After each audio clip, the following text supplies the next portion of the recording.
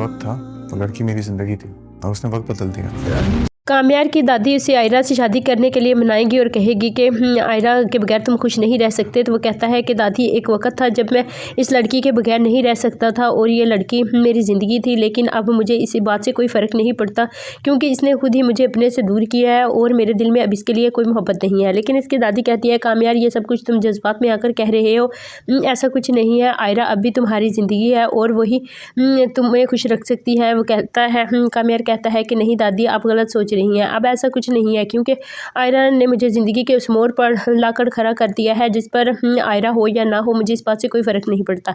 इधर आयरा भी काम्यार से दूर नहीं रह सकती और वो हर बात इस बात का जिक्र करती है कि काश वो काम्यार के साथ ये सब ना करती।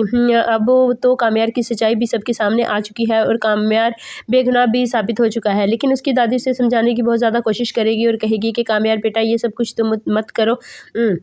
तुम्हें पता है कि तुम आयरा से कितनी ज़्यादा मोहब्बत करते हो और आयरा ही तुम्हारी ज़िंदगी है। तो वो कहता है कि दादो, पहले मैं भी यही समझता था लेकिन अब ऐसा कुछ नहीं है। आयरा को मैं अपनी ज़िंदगी समझता था, अपनी दुनिया समझता था, लेकिन अब वो दुनिया उजड़ चुकी है जिसमें आयरा क्या ही सारा कसूर है। उसने मुझे उस मोड़ पर लाकर खड़ा कर दिया है जिस पर मुझे अब किसी बात से कोई फ़र्क नहीं पड़ता।